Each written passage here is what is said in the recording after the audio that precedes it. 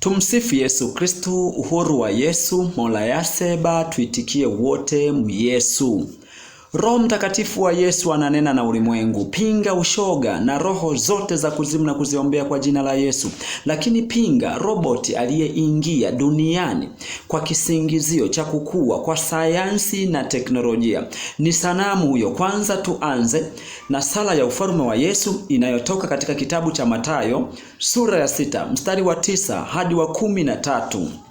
Baba yetu uliye mbinguni, jina lako litukuzwe, ufalme wako uje, mapenzi yako yatimizwe hapa duniani kama huko mbinguni. Utupe leo riziki yetu, utusamehe deni zetu kama sisi nasi tuwasamehe wadeni wetu, na usitutie majaribuni, lakini utuokoe na yule mwovu, kwa kuwa ufalme ni wako na nguvu na utukufu hata milele. Amina.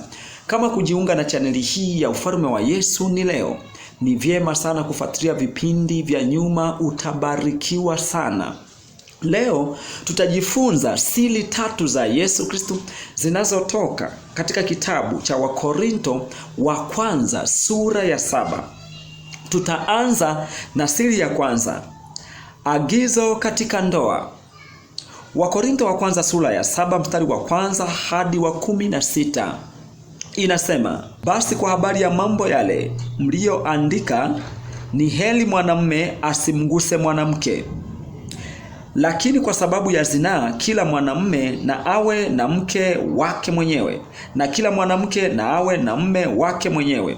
Mume na ampe mkewe haki yake, na vivyo hivyo mke na ampe mmewe haki yake. Mke hana amri juu ya mwili wake, bali mmewe. Vivyo hivyo mume hana amri juu ya mwili wake, bali mkewe. Msinyimane isipokuwa mmepatana kwa muda, ili mpate faraga kwa kusali, mkajiane tena, shetani asije akawajaribu kwa kutokuwa na kiasi kwenu. Lakini nasema hayo kwa kutoa idhini yangu, si kwa amri. Ila nipendalo kwamba watu wote wawe kama mimi nilivyo, walakini kila mtu ana karama yake mwenyewe itokayo kwa Mungu, huyu hivi na huyu hivi. Lakini nawaambia wale wasiooa bado na wajane, ni heri wakae kama mimi nilivyo. Lakini ikiwa hawawezi kujizuia, na waoe, maana ni afadhali kuoa kuliko kuwaka tamaa. Lakini wale waliokwisha kuoana na waagiza, wala hapo si mimi ila Bwana, mke asiachane na mumewe. Lakini ikiwa ameachana naye, na akae asiolewe, au apatane na mumewe, tena mume asimwache mkewe. Lakini watu wengine nawaambia mimi, wala si Bwana, ya kwamba iwapo ndugu moja ana mke asiyeamini, na mke huyo anakubali kukaa naye, asimwache.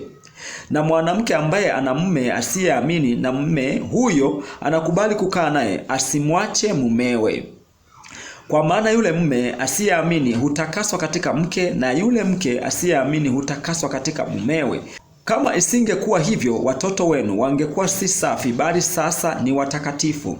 Lakini yule asiyeamini akiondoka, na aondoke. Hapo huyo ndugu mume au ndugu mke hafungiki. Lakini Mungu ametuita katika amani. Kwa maana wajuaje wewe mwanamke kama atamwokoa mumeo?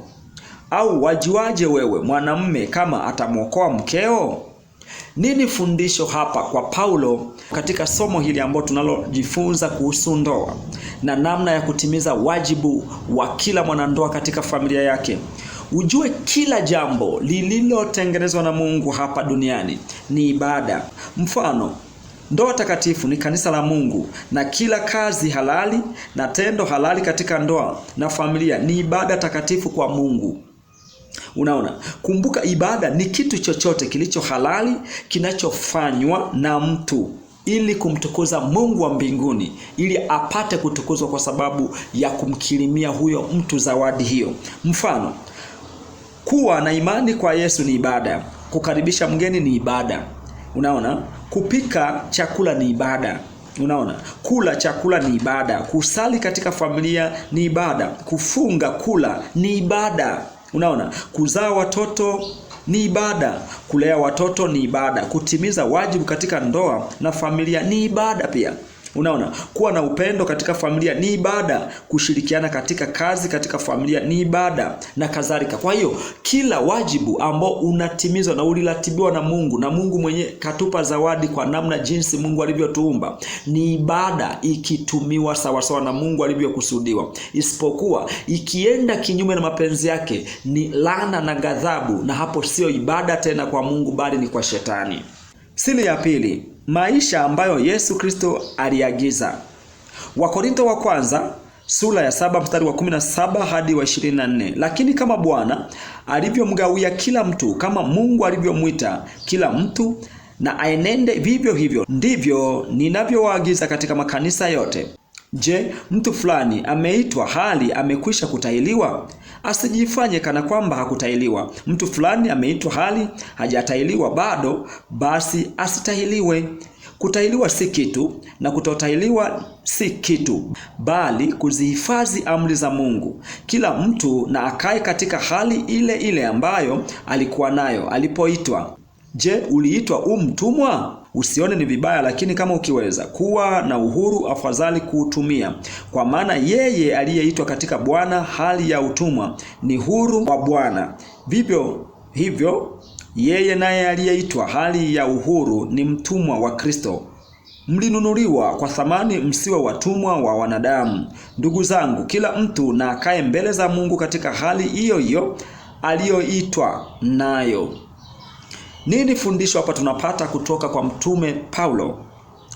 Maana yake kila mtu alivyoumbwa kwa nafasi yake atimize haki ya Mungu kama alivyoitwa na Mungu wa mbinguni, kulingana na jinsi Mungu alivyomkirimia. Mfano, baba kuwa kiongozi katika familia na kutafuta riziki ya familia na kulea watoto pia na kusimamia milango ya baraka katika familia. Hivyo ndivyo alivyoitwa, na maana yake atimize wajibu wake. Pia mama kuwa mlezi wa watoto na kuwalea maadili mema yanayompa sifa Mungu wa mbinguni, atimize wajibu wake. Mhubiri aliyeitwa kuhubiri na kuelimisha watu ambao wamefungwa fikra na mwovu ibilisi shetani, atimize wajibu wake. Mwalimu aliyeitwa kwa nafasi yake ya kuelimisha watoto na wana wa Mungu, atimize wajibu wake na kadhalika.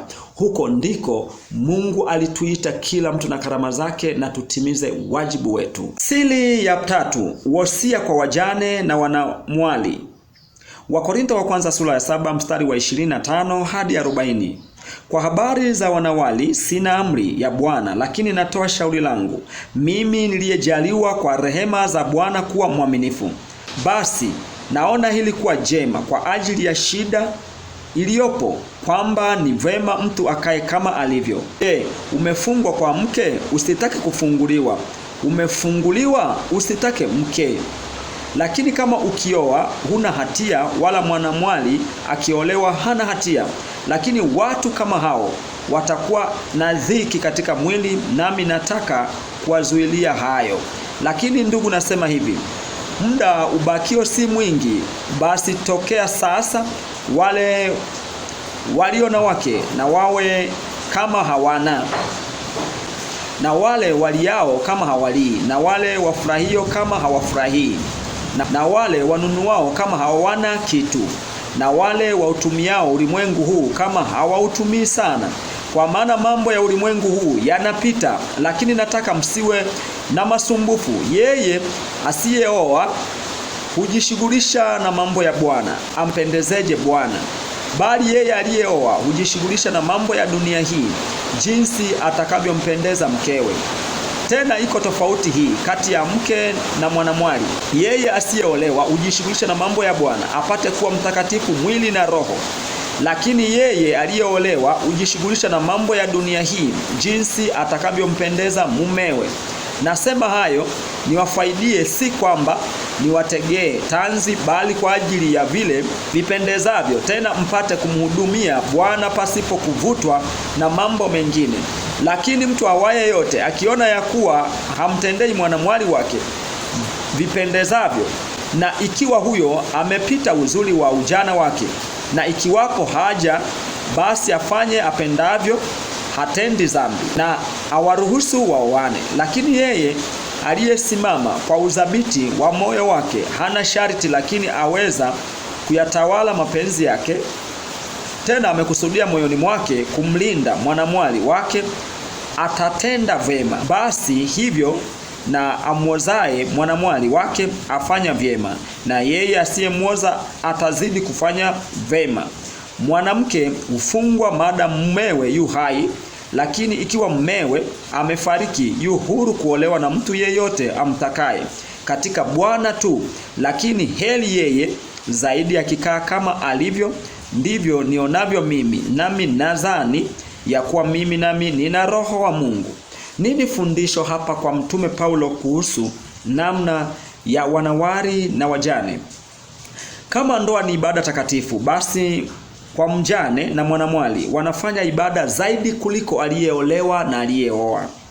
Kwa sababu gani? Maana mwanamwali au mjane hujishughulisha na mambo ya Mungu zaidi kuliko watu walioko kwenye ndoa. Maana mwanandoa, mwanafamilia, wakati mwingine anakuwa kulea watoto, wakati mwingine anamsikiliza mume wake. Lakini kwa huyu mtu mjane na mwanamwali, mara nyingi wakikaa katika pendo la Mungu, watajishughulisha na mambo ya Mungu daima kwa kuomba na kusali na kushikamana na Mungu kwa wakati. Ndicho alichomaanisha huyu Paulo, kwa maana wale ambao hawajaolewa, wanamwali na yule mjane aliyefiwa, kwa hiyo wasije wakajisikia kwamba wenyewe tayari hawatimizi ibada takatifu mbele za Mungu. Jane na wanamwali wanatenda ibada zaidi kuliko wale waliooana. Kwa hiyo wale wanafanya ibada takatifu tena kuliko hata wale walioko kwenye ndoa, wakitii sauti ya Mungu pasipo kulalamika na wakatii sheria ya Mungu kwa ibada kila wakati. Asanteni kwa kunisikiliza. Mungu ibariki Tanzania, Mungu ibariki dunia yote